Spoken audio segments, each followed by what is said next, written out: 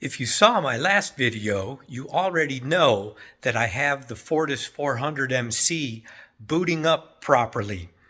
And I also have it connected to the computer through the network. So, what are we doing today? Well, stick around. I'll show you. Welcome to 3D Accuracy, where I'll talk about 3D printing, 3D product design, and 3D injection and die-cast mold design. Now that the printer is booting up properly, I just want to do a couple little simple things today. And that's basically just clean up a little bit so I have more room to work. So what I'm going to do is close this little panel for the wires that come from the transformer. I don't need to do anything in there any longer. I want to take this old battery out and then push this tray back in place. And then I also want to move this new battery. I'm going to put it over here along the wall in this direction, so it's right next to the circuit breaker and the switch control, which I have to turn the circuit breaker on and activate the switch so the battery gets power every time I turn the machine on. So I might as well have the battery back here so that it's right in the same place, and then I can turn the battery on while I'm there. So that makes good sense. It's out of the way and it'll work fine. If we have time today, I already have materials dried and ready to go in the machine. I have some, let's see, one is support material and one is model material, ABS. So I already have these dried, these canisters ready to go into the machine. And so once I finish these other things, if I still have time today, we're going to load some materials and see if we can print a sample part. That's what I want to do for today. Get those things tidied up a little bit and then see, maybe we print some parts. We print some test parts and see that everything else works on the machine. And I'm hoping it does. Once I get that done, I'll show you what it looks like.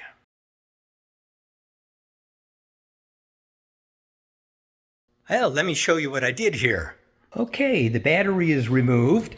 You see the battery is gone. And you'll notice there's mounting brackets right there on the side where the batteries mount to. So I took all the fasteners, the little metric socket head cap screws, put it in a baggie with a note for what they were for, because they won't screw into the bracket, they go through the bracket, and I don't want the screws to get lost. In the future, if I decide to put a rack mount battery in here again, I'm going to need those screws, and I want to know right where they are. I don't want to have to hunt for them. Okay, then I rerouted the cables. You see the cables now come through from where they're plugged in the machine back there, and there's the extension cords for the two power cords and for the network cord, and that's plugged into the back of the battery. I moved it over here, just rested it up on a couple of 2x4s and put some foam padding that came with the shipping materials from the battery underneath it. Just a little insulation to keep it from getting damp or cold, because that's against an outside wall.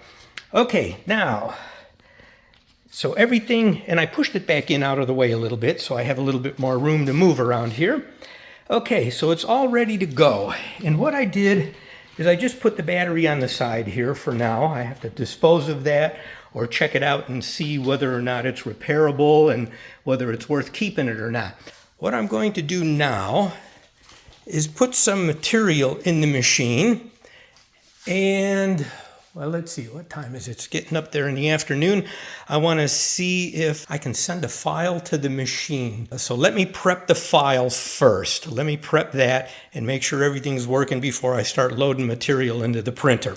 Okay, one step at a time.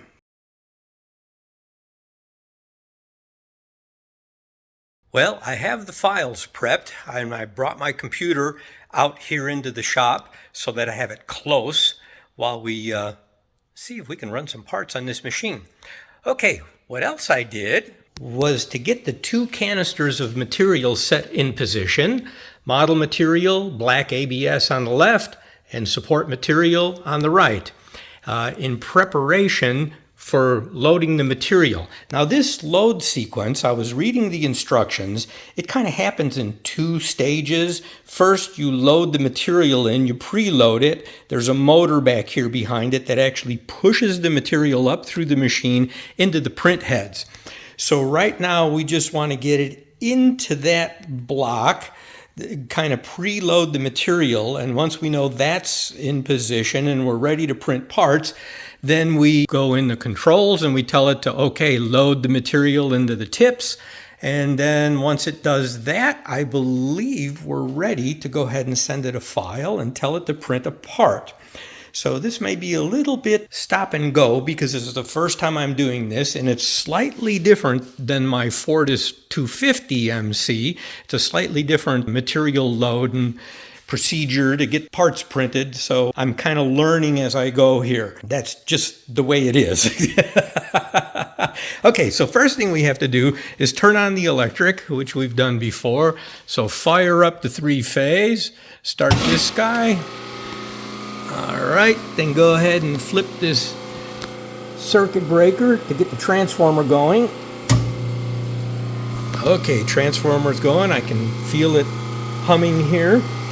All right, now we go to the back of the machine.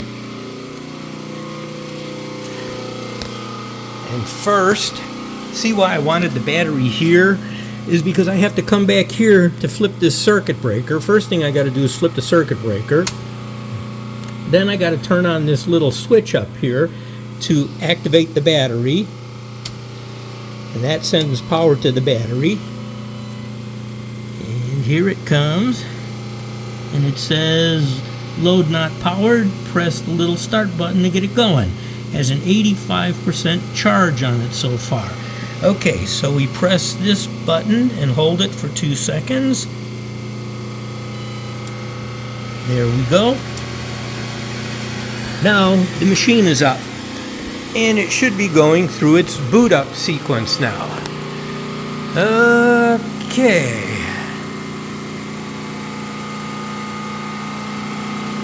Now I'm not going to press the green button yet, because I believe it should.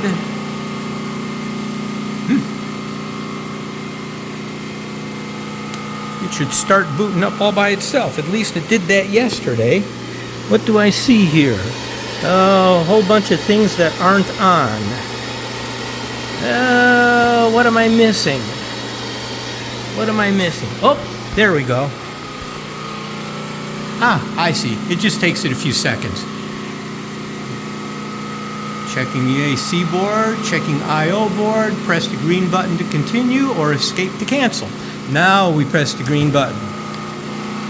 Okay, checking headboard. Checking Model 1 cassette board, Model 2 cassette board, Support 1 cassette board, Support 2 cassette board. Board updates.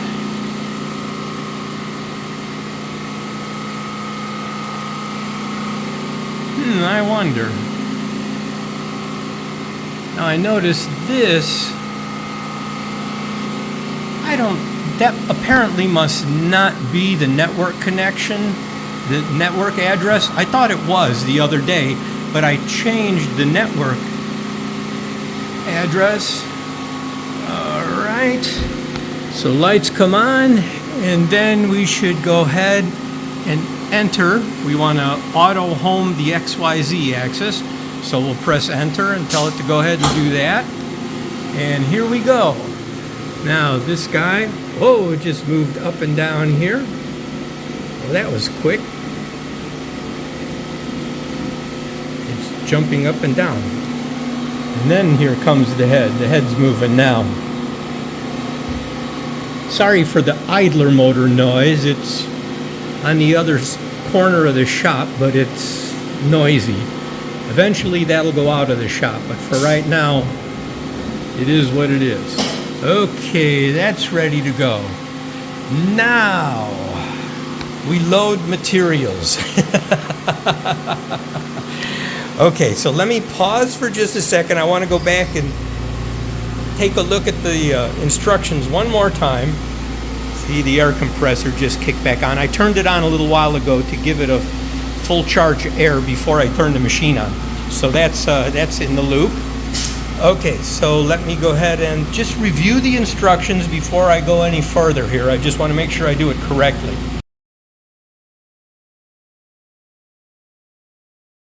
Now, next step is simple enough. I want to take these two little caps off of here. This is where the filament is. The filament is right there. I don't know if you can see it because it's black, but it's right there. So you take this little cap off, and then you store it down here, and then we'll do the same on the support material. Take this little cap off, and there you can see the white material. You see the filament? Whoop, nope, it's right there. You can see it. The filament is right there close. Okay, so we snap this onto here. Then the next step is we push these canisters all the way in. Okay, push this one all the way in. And then we're supposed to check to see whether the filament is lining up with the spout. There's a little spout up in there for the filament to go up in through the machine, but I don't see how the heck you can tell that when you can't see anything. Okay, so now we pull out this lever and we drop the head, we drop it down onto the canister. All right, and we do the same with this one. Pull this lever out and drop it down into position. All right, now, once we've done that, then let me go check the instructions one more time, because I don't know if I have to do something here first and then push a little material up, or push a little material up first and then do this. So let me just review one for a second. Hold on. What should happen is there's a motor in there that should start running to pull the filament up. But of course I can't hear it because the three-phase motor is so loud I can't hear if there's a little motor running or not. And I don't feel anything. Okay, so then the next step is to pop open this little thumb wheel guy, and then there's a little rubber gasket. Let's see if I can get that out of here. You got to pull the one that's in the middle, in the center, out. That keeps that little thumb wheel from turning. But once it starts to feed filament, hold on, I have to get something to fish that little block of foam out of there. It won't just come out. All right. Okay, so we want to pick this little piece of foam out of here. Come out. There we go. And then we're going to stick it down here because we're going to need it later. And that keeps the thumb wheel, this little piece here, keeps this thumb wheel from moving.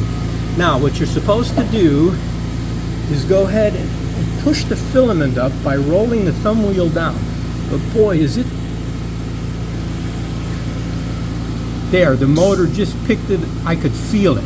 See, now it's blinking. Now the light is blinking there. Okay, so now we close this door with that little foam piece out so that the wheel can still turn as it feeds filament. Now we do the same to the next one. All right, so let's open this. We got to pick out, get my little knife here so I can pick out that little piece of, there, that one. Okay, that one doesn't have the sticky side exposed, so I'll just set it here for now, and that'll be fine. Now do the same thing. We got to roll this wheel, and boys, it's stiff. But once it hits the little motors, come on. See, there's more material in this spool, so it's much heavier than the other one was. I'm not even sure I'm moving filament. There we go. Okay. Now I felt it, and now the light comes on. Now the light is flashing here on this one, just like it is on this one. Filament ready to load. See, that's what the flashing green indicates. Okay, so now we'll close this little door over, And you see there's gaskets on here because all this is exposed to outside air, and you don't want air and moisture getting inside the canisters. So that's why there's seals all over the place on that. All right, so now we're done with that step. So let me go review, and I think the next step is to get up here and go ahead and load materials. So, one thing I did also, I wanted to point out, is I cleaned this build sheet. Now these build sheets, this clear sheet that goes on the top here, and I have to press it down. There, now the vacuum has taken effect. This machine creates a vacuum. That's what the air compressor, one of the things it does, and it pulls this build sheet down to the platform underneath there. You see the grooves cut in there, so the vacuum is all over the entire thing. But you want to clean these build sheets off, of course, before you start building a part. Do not use anything wet or damp, because these build sheets will absorb moisture, just like filament will. And you want to keep it dry so that it doesn't make a problem with the model adhering to the build sheet and damaging a model. So never wipe those with anything. Okay, so let's close this back up. All right, now let me pause for a second and brief the instructions one more time to see what my next steps are supposed to be. So now what we need to do is we want to get down to operator control here. So we scroll down to operator control, hit enter, load, unload materials. That's what we want to do. So scroll down, load, unload materials, hit enter. Load material, unload material, material status, unplug tips. Okay, so we want to load materials. Hit enter.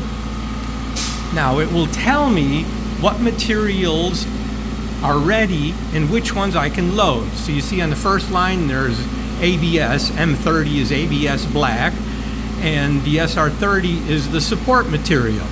So those are ready to load. So the other ones, you see there's nothing, because it'll hold 4 cartridges, 2 build material, 2 model material, and 2 support material.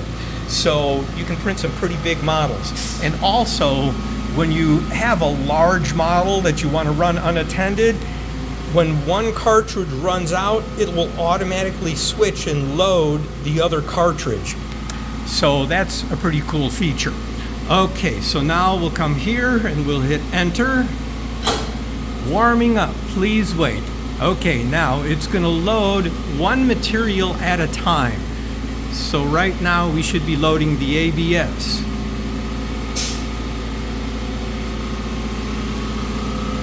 And I believe the head moved into position there. I don't know if you can see it. See the tips right there, the little white discs. On the right is the support material. On the left is the model material, the ABS, and it should purge some material out of there, I believe, once it's up to temperature. So a little difficult to see on this machine. Let's get back. Okay. So let's see. See, it's heating up. The model material is heating up the tip. The support material is just kind of in limbo. It's waiting. Once it gets up to temperature, she's getting close. It should purge some material. We'll see if we can see it do that.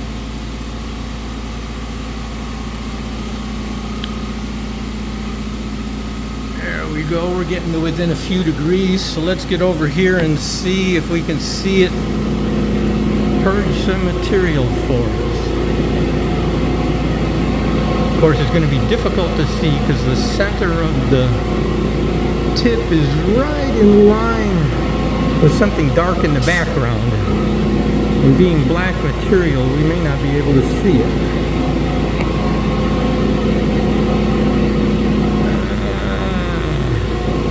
Yeah, hard to tell. You see a little extrusion on the side there, but I know that's not it. Oh, it's still heating. Okay, where can I get? There we go. Okay, now brushed up. There we go. Now we're seeing the extrusion. Now it's extruding some material. Change position, that worked pretty good. Wonder if that tip has a clog in it. Looks a little funny. Looks a little funny to me. Almost like it has a clog in the tip and it's not coming out correctly. So let's go ahead and continue on, and then we'll see what it does. All right, now. Okay, now on the model material, the light is solid green, which means the filament is loaded at the head. It's ready to go. So now let's load the support. So now we come over here and we'll see we want to scroll down to the SR30 support material, which is ready to be loaded. Okay, we'll hit enter. And it's going to warm up also. So the head went back into position over the little chute, and that chute, any purge material goes down that chute and it ends up in this canister down here, and every once in a while you just dump all the scrap ends out. So that's what that does. You don't have to mess with material all over the place. It just goes right down into that little canister. Alright, so here again we wait for it to warm up. See, the model material is dropping down. The support material is not coming up yet, is it? Well, I'm not sure what it's exactly supposed to do, because this is the first time I've done this with this machine. Yeah, once I've done it a few times, it'll all just become second nature, and you just load materials and unload materials and don't think anything of it. Ah, now I wonder if it needs to recycle. See, because the material on the support material and the model material are both dropping in temperature. The temperature is going down. So it may need to get to a certain point and then it recycles itself and comes back up and loads the support material. See, this machine is different than my Fortus 250, so you know, that one you just choose what materials you want to load, multiple materials, the model and the support, and then it just automatically does one after the other. You don't have to mess with it. So this printer is a little different. Okay, now it reset the temperatures. See, it's reset the temperatures, so now this is starting to climb again. We have to wait till it gets up to the temperature, and then it should purge some materials also. Okay, so it's come up to temperature. And let's see if we can see the tip. There's the support tip right there. You can see just barely a little bit of white material oozing out of the tip. When it gets hot, it'll just kind of ooze out a little bit until it gets warm enough, and then the machine, there we go, starts to purge it. See, now that one looks much better. It looks like the tip is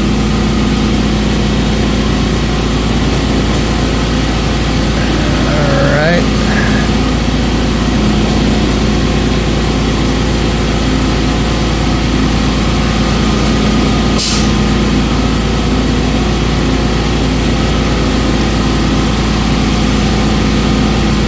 Okay. She's done. The head parked itself in the back. Okay, so now we're loaded. Let me reset this. There we go. There we go. Okay, so now they're both loaded, and I believe what we have to do is hit escape to go back in the menu, because we're done loading materials. Build job seems to me like it would be the next thing to do. All right. Now, let me go take a fast look at the instructions so I make sure I'm doing this correctly. And first time through the machine, I have to do that. So I went on the computer, on the software, and I sent the job to the printer. So now we should be able to press the build job, press enter. Okay, then we should be able to build 3D accuracy part. Okay, sample, that's the one we want to build. So let's hit enter. Let's hit enter, we'll continue. Locate part start. Let's see what it's going to do. Demo bounding box, continue.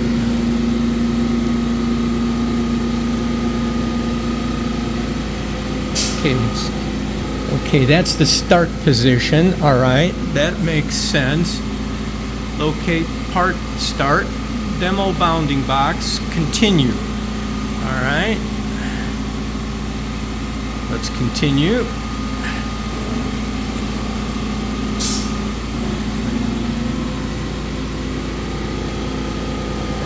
What's it doing?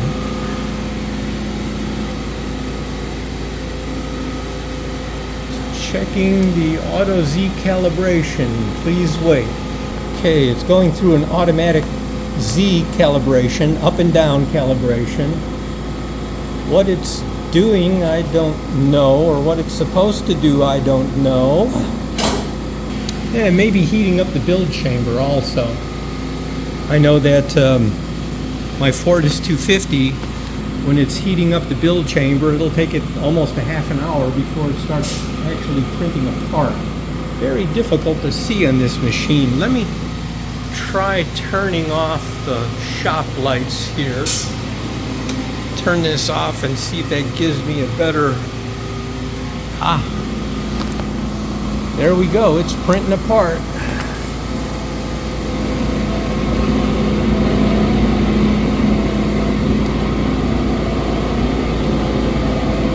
Very difficult to see on this machine. See, I'm right at the top of the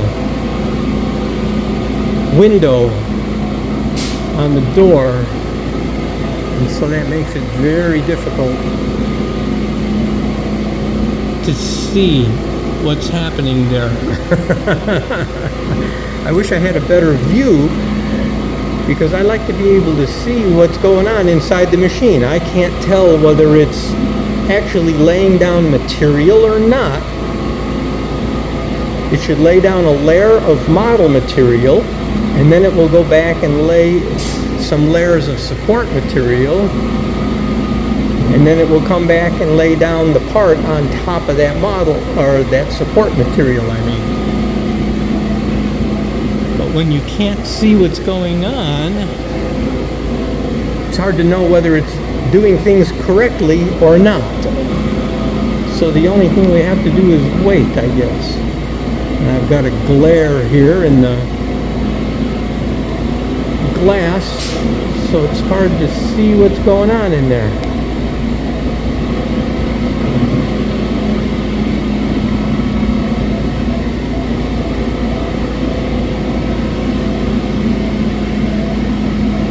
Looks like it's laying down material.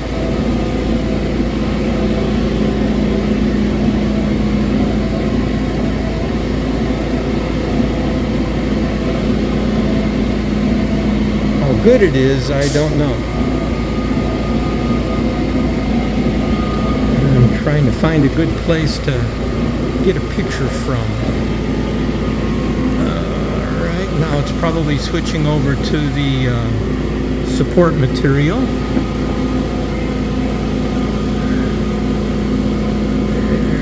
We can see there, we can see it. Okay, it's purging out some support material, and then it should lay down several layers of that. Alright, where did she go? There she is.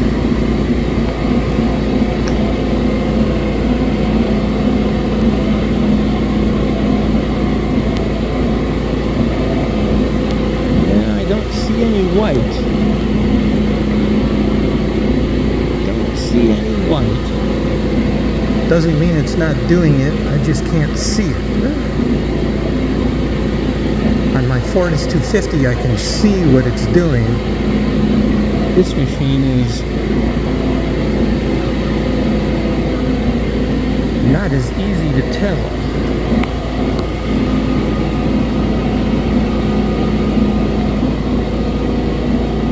Okay, we just have to be patient, let it print the model, and then we'll see what we end up with.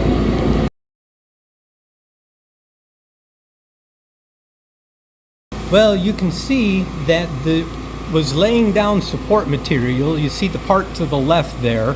The white is the support material, and it broke the support material off the model material. The two did not adhere well together. Now, I did dry material. I did dry it before I put it in the machine and tried to use it, but it may have needed to have been dried a little bit more. I don't know. So what I did is I paused the build, and so now what I'm going to do is I paused it. Now I'm going to go over here and I'm just going to abort the job now and shut it down. And then I'll go in and see. I'll probably unload the materials, which will give me an opportunity to learn how that works, and then dry them a little bit more, and then see if I can print another part maybe tomorrow or something. There you can see what happened. The support material that was building on top of the model material came loose. So what I'm going to have to do is, let's see how hot this is. Yeah, she's nasty hot. Hot enough I can't touch it. That does not look too bad. It doesn't look like the material is wet, because otherwise it would have like little bubbles in it. But it's not printing the proper amount of material. You see how you can kind of see through it? Well, maybe it is. Yeah, maybe it is. This one's just a little different than the other machine. I think that's okay, but the adhesion is not good. You see how from one layer to the other it's loose? That is usually one of two things. Either the material is damp or the temperature is not high enough for it to adhere to itself. So why that didn't grab a hold of, and you see the black material is kind of funny looking there, and then when it went to print model material, it started to go off, but no material was coming out. It's like that tip is clogged. Okay, so what I'll have to do is shut this down, let this cool down, and then pull that out and examine that a little bit more for clues as to what might be wrong, and we'll just try it all over again. I hope you really enjoyed this video. If you're ever in need of 3D product design, 3D injection mold design, 3D die-cast mold design, or 3D printed prototypes or production parts, please feel free to contact me. You can find contact information in the video description.